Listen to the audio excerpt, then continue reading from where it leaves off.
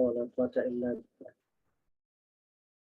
سبحانك لا علم لنا إلا ما علمتنا إنك أنت العليم الحكيم. رب اشرح لي صدري ويسر لي أمري واحلل عقدة من لساني يفقهوا قولي. Yang hadir silakan on cam karena on cam juga bukti kehadiran.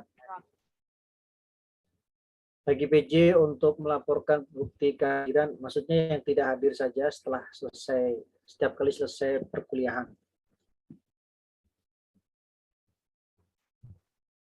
Berikutnya, untuk tugas makalah per kelompok, saya tidak akan memberikan itu. Sebagai gantinya, tugas individual, yaitu aktif bertanya dan menanggapi materi yang disampaikan setiap kali perkuliahan, setiap kali mata kuliah disampaikan ya. Nanti akan dicatat oleh PJ, direkap tiap orang berapa kali yang bertanya sampai nanti akhir semester dilaporkan ke saya. Silabi sudah saya bagikan lewat PJ, mohon bisa dicermati.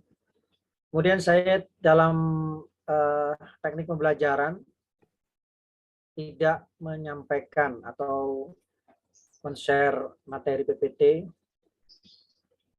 sengaja agar supaya Anda fokus terhadap penyampaian apa yang saya sampaikan ya. Anda membuat catatan sendiri, menyimpulkan sendiri poin-poin ataupun hal-hal lain yang berkenaan sehingga Anda lebih fokus, Anda lebih bisa sesuai apa yang Anda dapatkan ya. Artinya seorang akan berusaha sesuai dengan kemampuannya, seorang akan mendapatkan sesuai dengan usahanya. Ya, tema kita kali ini insya Allah peran dan fungsi agama dalam kehidupan. Ada dua peran penting dari agama dalam kehidupan kita. Saya simpulkan saja secara singkat dua hal itu adalah yang pertama, petunjuk logika. Agama diturunkan untuk memberikan arahan kepada logika manusia yang memiliki keterbatasan dalam menemukan hakikat kebenaran sesuatu. Banyak hal yang tidak mampu akal untuk menggali, menemukan solusi-solusi bagi permasalahan, diantaranya permasalahan kehidupan setelah kematian, ketuhanan, makhluk-makhluk hidup yang tidak bisa dicapai dengan pemahaman sains, seperti malaikat, kemudian surga neraka, takdir, dan lain sebagainya. Nah, di sini agama sebagai pelengkap logika untuk dapat memahami fenomena alam dan ciptaan Tuhan. Sehingga tentunya logika tidak lagi tersesatkan oleh berbagai macam kepentingan subjektif ya, bukan objektif. Ya. Kadangkala sains itu subjektif juga. Maksudnya banyak kepentingan non-sains yang menunggangi sains itu sendiri. Maka perlu adanya campur tangan eksternal. Dalam hal ini adalah petunjuk Allah, petunjuk Tuhan, untuk bisa menengahi perdebatan logis tentang kehidupan setelah kematian dan hal-hal yang berkaitan dengannya. Sebagai petunjuk logika, agama dalam hal ini tidak hanya terkait masalah gaib atau keimanan kepada hal-hal gaib seperti rukun iman yang 6, Allah, malaikat, kitab, para nabi, takdir, hari akhir. Namun juga petunjuk logika untuk masalah-masalah teknis dalam hidup ini. Baik masalah ekonomi, sistemnya, hukumnya, atau seni, nilai-nilainya, atau politik terkait dengan etika, atau pendidikan terkait dengan model-model pendidikan. Agama juga memberikan arahan teknisnya. Bukan berarti logika tidak mampu untuk menemukan hal itu, namun untuk mendapatkan ketenangan secara psikis, pendapat itu perlu diperkuat oleh faktor eksternal, dalam hal ini yang lebih kompeten menjadi sumber kebenaran, yaitu yang maha benar itu sendiri. Itu akan memberikan sebuah ketenangan kognitif ya. Kita merasa tenang kalau pendapat kita, sikap kita, perilaku kita itu mendapat legitimasi atau sandaran-sandaran spiritual. Dalam hal ini adalah agama, dalam ini adalah Allah Subhanahu wa taala melalui kitab sucinya dan utusannya para nabi dan rasul. Yang kedua, peran dan fungsi utama agama adalah standarisasi kebenaran. Logika sudah mampu menemukan berbagai macam bentuk kebenaran-kebenaran, namun tidak pernah sepakat atau sulit sepakat terhadap satu kebenaran tertentu ya. Misalnya tentang Tuhan saja. Logika tidak pernah sepakat tentang hakikat ketuhanan. Apakah Tuhan itu satu atau beberapa gitu kan. Nah, ini menjadi senantiasa perdebatan sampai saat ini dengan adanya langgengnya agama-agama yang politeis, yang mengakui banyak Tuhan. Tidak hanya 3 tapi lebih dari itu dan seterusnya. Banyak dewa dan sebagainya. Dan minoritasnya monoteisme atau keyakinan terhadap satu Tuhan. Nah, inilah yang menuntut arti penting peran agama untuk diturunkan berikut para nabi dan rasulnya untuk menjelaskan, menstandarkan versi ketuhanan menurut Tuhan itu sendiri, sehingga terstandarisasi keyakinan terhadap Tuhan itu bagaimana dan seperti apa. Tidak hanya itu, tapi juga hal-hal teknis yang berkaitan dengan kehidupan juga perlu semacam standarisasi. Misalkan pola makan. Pola makan itu tidak hanya harus mendapatkan lisensi dari Badan Obat dan Makanan, pengawasan obat dan makanan. Itu saja tidak cukup karena kapasitas mereka, kompetensi mereka itu hanya pada hal-hal yang sifatnya saintifik, seperti penghitungan kimiawi, kemudian kandungan-kandungan vitamin, zat-zat yang sekiranya bermanfaat atau membahayakan bagi manusia, tapi tidak sampai kepada hal-hal yang sifatnya non saintifik seperti kehalalan dan keharaman gitu kan. Kenapa binatang ini diharamkan, cara menyembelihnya dan sebagainya itu juga mempengaruhi status. Nah, sains senantiasa tidak sampai ke ranah itu ya. Nah, ini perlu sebuah standarisasi bahwa kebaikan itu tidak hanya atau kebenaran itu tidak hanya bersandarkan kepada kebenaran logika saja. Faktanya kebenaran logika itu ternyata juga penuh dengan kemudorotan atau hal-hal yang meragukan kebenaran itu sendiri. Intinya begini, seperti ini ya. Apa yang selama ini dianggap benar oleh logika, kadangkala dan seringkali tidak menimbulkan kebaikan. Sehingga perlu adanya verifikasi dari institusi agama untuk mereview kembali kebenaran yang logis dan rasional dan saintifik tadi. Nah, di antaranya makanan halal itu. Selama ini Badan obat dan makanan di negara-negara yang non-muslim tidak mengacu kepada halal haram, tapi hanya mengacu kepada komponen-komponen medis ya, terkait dengan makanan dan minuman tadi.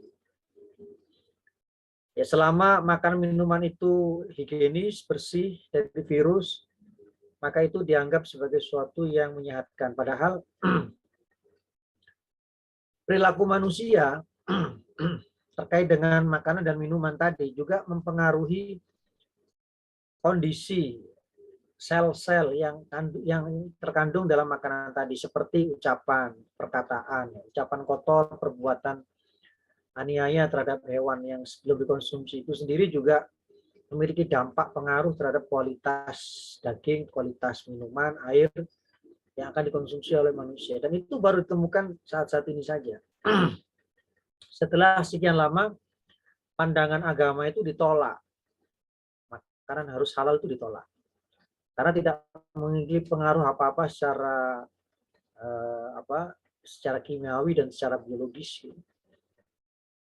Seperti halnya Profesor Mataru Emoto yang meneliti tentang kualitas air yang terpengaruh oleh perilaku dan ucapan manusia, baik berupa doa, baik berupa ritual peribadatan, bahkan tempat-tempat yang sekiranya suci karena di situ dilakukan peribadatan, air hujan yang turun di area masjid misalnya itu sangat lebih bagus dibanding air hujan yang turun di jauh dari area masjid. Itu air hujan yang sama-sama baru turun dari langit, ternyata sudah terpapar pengaruh-pengaruh itu dan membuat kualitasnya berbeda walaupun penampakannya tetap sama. Demikian juga air-air kemasan. Dibandingkan dengan air-air yang didoakan, dibandingkan dengan air-air sumur yang ada di makam para wali, teliti komposisinya, ternyata lebih baik air sumur yang berada di masjid sekitar makam para wali. Yang sering orang-orang itu mengalami berkah di sana. Ternyata walaupun kelihatan jorok, tidak higienis, setelah diobservasi, ternyata lebih baik kualitasnya dibanding air-air kemasan itu. Ini kan aneh. Ini kan fakta-fakta yang membuat orang itu memandang kembali ajaran agama. Yang tadinya dianggap tidak ilmiah, yang tadinya dianggap khurafat, ternyata lebih ilmiah dari fakta-fakta sains yang sudah diyakini selama ini. Nah, inilah peran dan fungsi agama itu sebagai standarisasi kebenaran. Tidak hanya sebagai petunjuk logika, tapi juga sebagai standarisasi kebenaran-kebenaran yang telah diyakini. Nah, kemudian masalah-masalah terkait dengan klaim kebenaran ini kan rumit ya. Dalam Islam sendiri itu klaim kebenaran juga beragam. Menurut ormas A lebih benar daripada ormas lainnya. Menurut B lebih benar daripada ormas yang lainnya juga. Bagaimana ini menyikapinya? Maksud dari standarisasi kebenaran itu kebenaran yang bagaimana? Kebenaran itu ada dua sisi ya. Sisi absolut dan sisi relatif.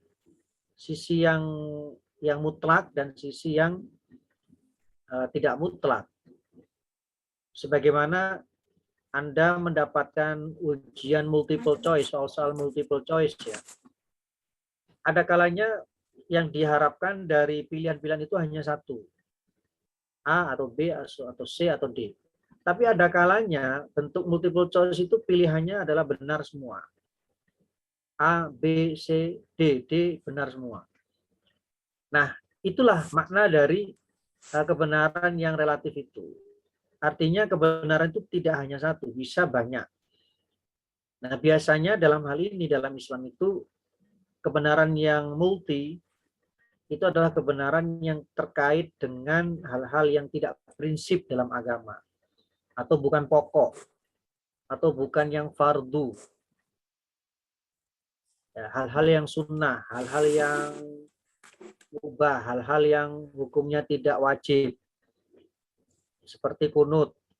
Kunut itu kan sunnah, subuh. Jadi bagi yang melakukan monggo, bagi yang tidak juga monggo.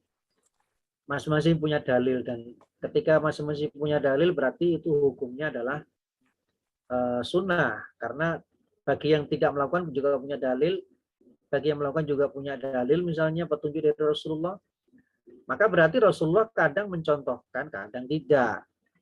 Artinya itu sunnah gitu. Bukan senantiasa dilakukan Rasulullah misalnya, atau bahkan Rasulullah memerintahkan untuk umatnya untuk mewajibkan, bahkan dimasukkan sebagai rukun salat subuh misalnya. Nah, tidak demikian. Ini menunjukkan bukti-bukti adanya kita boleh berbeda, dan boleh masing-masing itu dalam perbedaan itu menganggap dirinya benar. Boleh menganggap dirinya benar, tapi tidak boleh menganggap orang lain salah. Karena masing-masing benar gitu loh. Menjawab A juga benar, menjawab B juga benar, menjawab C juga benar, karena D semua itu adalah benar.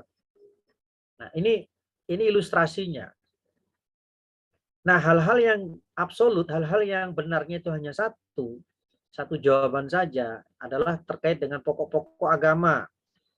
Seperti rukun iman, rukun Islam. Tuhan itu esa, satu, ya wis itu. Tidak boleh ada pemahaman 3 in 1, 1 in 3. Tuhan 3 menjadi 1, 1 menjadi 3. Tuhan tersusun, terbagi oleh bilangan pembaginya dan penyusunnya. Layaknya matematika. Nah, ini penafsiran yang istilahnya mengurangi makna kesempurnaan dari kesatuan tadi atau keesaannya. Nah, kemudian juga terkait dengan para nabi dan rasul. Bahwasanya Rasulullah Muhammad nabi yang terakhir, tidak ada nabi baru dan nabi pendatang yang merevisi dan melengkapi. Nah, ini sebagai sebuah harga mati istilahnya itu ya. Barang siapa yang menambahi atau mengurangi, maka dia akan terkonsekuensi keluar dari Islam itu sendiri. Seperti Pancasila. Pancasila ya namanya panca itu ya 5, tidak boleh diperas menjadi ekasila, itu sila gotong royong misalnya. Maka akan menghilangkan makna ketuhanan. Akhirnya sila ketuhanan itu masuk ke gotong royong, nanti Tuhan musyawarah dengan manusia, gotong royong, rembuk, ya suara Tuhan pasti kalah, karena 1 banding sekian puluh miliar manusia, ya secara demokrasi suara Tuhan akan kalah gitu kan. Akhirnya hukum Tuhan juga tidak akan berlaku. Ini kalau diperas menjadi ekasila. Maka Pancasila ya wis 5 itu, tidak boleh ditambahi, dikurangi. Kalau apapun baiknya ya harus masukkan ke salah satu dari sila itu. Gotong royong ya masuk ke sila persatuan Indonesia ya sudah, atau masuk ke kerakyatan yang dipimpin oleh hikmat kebijaksanaan dalam permusyawaratan, musyawarah, ya masukkan situ aja. Nah, begitu juga rukun Islam dan rukun iman. Kalau ada yang baik, kalau ada yang menjadi hal-hal yang sekiranya urgent dalam agamanya, tinggal memasukkan ke salah satu komponen yang ada yang pokok tadi, rukun iman maupun rukun Islam. Misal, gimana kalau rukun Islam yang 5 itu ditambahi 1, yaitu apa? Amal soleh. Setelah syahadat, sholat, puasa, zakat, haji, gimana kalau tambahi 1, amal soleh? Kan bukankah amal soleh juga ada di Al-Quran? Illalladzina amanu wa amilus sholihat. Kan baik, kan benar juga ada dalilnya, iya. Tapi kenapa kok tidak diterima usul itu? Ya karena amal soleh itu sudah masuk kategori dan masuk dalam komponen syahadat, sholat, puasa. Karena sholat itu tanha anil fahsya wal munkar, mencegah dari perbuatan keji dan munkar. Zakat itu juga peduli kepada sesama, itu amal soleh. Haji juga begitu, prinsip persatuan, kesatuan umat Islam itu amal soleh. Puasa juga menumbuh kembangkan rasa empati kepada sesama, itu juga amal soleh. Jadi amal soleh itu masuk ke semua komponen, bukan komponen tersendiri. Sholat gak ada hubungannya dengan sosial. Nah, itu akhirnya begitu nanti kalau amal soleh dimasukkan menjadi satu komponen tersendiri. Nah, kenapa hal-hal pokok ini menjadi standar baku? Karena segala sesuatu itu pasti memiliki batasan-batasan. Batasan maksimal atau minimal. Layaknya dosis obat. Anda kalau melebihi dosis, ya Anda bukan terobati, tapi malah teracuni. Nah, Makanan yang halal pun kalau berlebihan juga akan meracuni tubuh, akan membahayakan kesehatan tubuh. Agama juga begitu, walaupun baik, tapi kalau kita tidak tahu batasan standar ya akan menjadi tidak baik. Ada 3 orang sahabat kisah itu yang ingin menyaingi dan melebihi Rasulullah dalam beribadah ya. Rasulullah itu kalau seringkali sholat malam. Maka salah seorang sahabat, aku kalau gitu bersumpah tidak pernah tidur malam, tidak pernah tidur siang. Seumur hidupku aku akan melean sholat. Terus, kemudian yang satu lagi, Rasulullah itu juga sering berpuasa sunnah. Kalau begitu aku mewajibkan puasa seumur hidupku. Yang lain merasa Rasulullah itu lemahnya pada wanita. Rasulullah itu banyak istri. Kalau begitu aku tidak akan menikah seumur hidupku menjauhi wanita. Karena wanita itu adalah penggoda dan sebagainya. Aku fokuskan kepada ibadah. Dicela oleh Rasulullah ketika sahabat tadi, wahai para sahabatku, bukan demikian. Ketaatan itu harus sesuai aturan. Bukan tanpa aturan. Bukan tanpa batasan ya. Ketahuilah bahwasanya aku ini adalah orang yang paling dekat dengan Allah, orang yang paling tahu tentang Allah, orang yang paling bertakwa, mematuhi perintah-perintah Allah, orang yang paling konsisten terhadap hukum-hukum Allah. Tapi aku berpuasa juga berbuka, tapi aku juga sholat malam dan tidur malam. Aku juga menikah, menghormati wanita dengan menikahinya.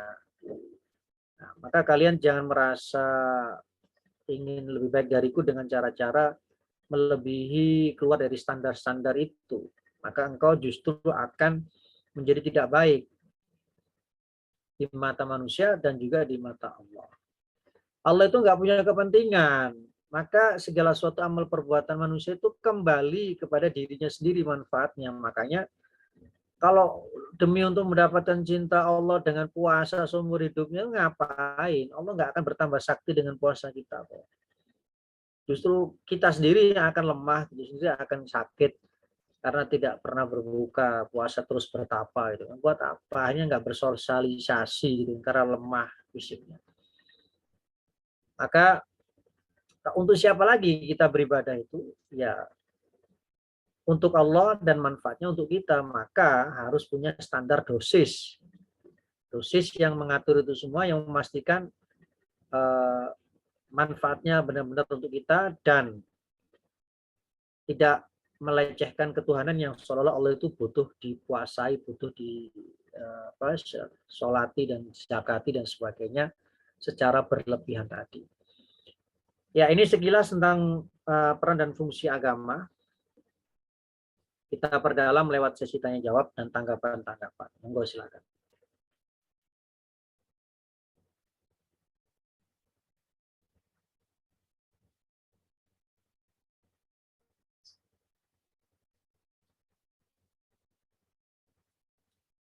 Bisa raise hand?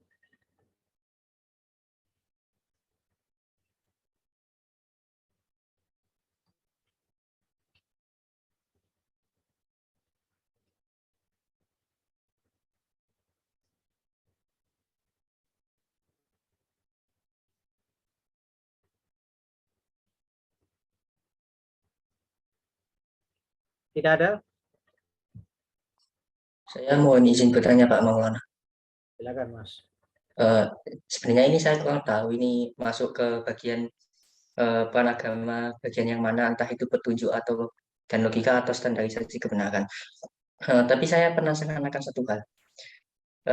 Di media sosial yang saya lihat itu banyak sekali berselisih tentang kebenaran dunia ini, tentang bumi itu bagaimana sebenarnya datar atau bulat. Dan di Quran itu kan memang ditunjukkan kalau itu dihamparkan bumi, bumi kan dihamparkan. Nah, ini saya jadi agak bingung. Ini sebenarnya dihamparkan itu berarti kan bumi itu datar ya. Tapi kalau menurut Bapak itu bumi itu datar atau bulat, Pak? Dan ini tuh masuk ke petunjuk dan logika atau standarisasi kebenaran. Ya, yang dimaksud dengan petunjuk logika itu kalau logika nggak bisa mengetahui sama sekali ya, nggak ada pengetahuan sama sekali, maka pengetahuan itu didapatkan dari Al-Quran atau dari wahyu, dari petunjuk Allah melalui Rasulnya, hadis dan sebagainya. Nah, kalau standarisasi itu logika manusia itu sudah menemukan apa istilahnya clue, tanda-tanda kebenaran itu, atau bahkan kebenaran itu cuman kurang sempurna atau kurang sesuai dengan apa yang diharapkan oleh Tuhan. Nah, maka itu atau terjadi perdebatan, perbedaan-perbedaan. Yang satu benar, yang satu salah menurut Tuhan, maka perlu distandarisasi mana sih yang sekiranya benar-benar benar gitu kan, bukan sekedar benar atau asal benar atau dipaksa benar gitu kan. Nah, terkait dengan pertanyaan Anda tadi, insya Allah juga masuk ke tema pembahasan perkuliahan kita ya, yaitu sains dan dalam perspektif Islam. Fakta-fakta sains Al-Quran juga mengajarkan petunjuk logika terkait dengan fakta-fakta yang ada tentang sains ya, fenomena alam dan sebagainya. Al-Quran juga memerankan peran dua hal tadi, yaitu petunjuk logika dan standarisasi kebenaran. Manusia yang tidak tahu maka diberitahu oleh Allah terkait apa yang terjadi, atau menstandarisasi persisian teori-teori sains yang ada pada manusia, maka Al-Quran memutuskan, menengahi atau menyimpulkan keberpihakannya kepada salah satu teori yang diperdebatkan tadi. Nah, contohnya teori bumi bulat atau bumi datar itu. Al-Quran memang tidak ada satu ayat pun yang secara tegas, eksplisit, lugas mensifati bumi itu dengan bulat. Ini faktanya loh ya. Fakta teksnya seperti itu memang. Nah, Al-Quran itu memiliki dua sifat atau karakter ayat ya. Tipologi ayat itu ada dua. Satu muhkamat, dua mutasyabihat. Mungkin Anda pernah dengar. Muhkamat itu ayat-ayat yang rigid, ayat-ayat yang absolut. Kebenarannya itu tidak ada dua multi, tapi satu, mono. Single ya. Itu ahkam, ayat-ayat hukum. Yang ayat hukum itu bisa hukum pidana, perdata, ayat-ayat sains, ayat-ayat sejarah. Nah, itu sifatnya adalah muhkam atau kebenarannya itu adalah tunggal. Nah, seperti halnya ayat-ayat hukum pidana bagi koruptor, maka sanksi pidananya adalah hukuman potong tangan. Ya. Yang dimaksud potong tangan itu ya tangan fisik, bukan tangan kekuasaan, bukan tangan yang lain, ya arti-arti kata kiasan tidak. Nah, bahasa hukum itu ya lugas, tegas. Nah, begitu tuntutannya untuk bisa agar mudah dipahami dan tidak disalah tafsirkan dalam penerapannya. Nah, ayat-ayat sains itu juga demikian. Memiliki sifat karakter muhkam atau tegas, eksplisit. Ya, semacam bahasa-bahasa sains yang Anda geluti itu, matematika itu kan lugas, tegas. 1 tambah 1 ya wis 2. Nggak ada makna lainnya, seperti itu ya. Nah, silahkan. Ini sebagai ujian kita sebagai umat Islam yang meyakini Al-Quran sebagai petunjuk logika dan petunjuk kebenaran atau standarisasi kebenaran, kita yakini atau kita ragukan. Ya, itu perdebatan yang sangat ini yang memang membingungkan. Menurut sains modern, orang yang mengakui pernah keluar bumi ke bulan, melihat bulan atau bumi dari luar gitu kan, menyatakan bumi itu bulat. Nah, dan sebagainya. Sementara ada juga ulama dan umat Islam yang tetap meyakini kebenaran tekstual Al-Quran, dalam hal ini ayat sains yang memiliki sifat karakter yang rigid, yang absolut, yang bukan multi tafsir tapi mono tafsir, karena dia termasuk kategori ayat muhkamat, meyakini bahwasanya bumi ya seperti disifati oleh Al-Quran selama ini ya, hamparan, hamidatan, muddat, fa'idal ardu sutihat, kemudian wal ardu ba'dalika dahaha, semua makna-makna itu memang hamparan gitu. Nah, kenapa kok matahari, bulan tidak disifati demikian ya? Karena sudah terlihat, semua sudah melihat bulat ya. Nah, Al-Quran itu sebagai petunjuk itu kan harus memberikan ilmu dan pengetahuan baru. Ketika sesuatu itu sudah diketahui, ya tidak akan lagi diulangi atau diinformasikan kembali, itu menjadi suatu sia-sia. Nah, sesuatu yang diperdebatkan minimal ya, atau sesuatu yang tidak diketahui, baru Al-Quran itu memberikan peran dan fungsinya. Nanti kita akan bahas tuntas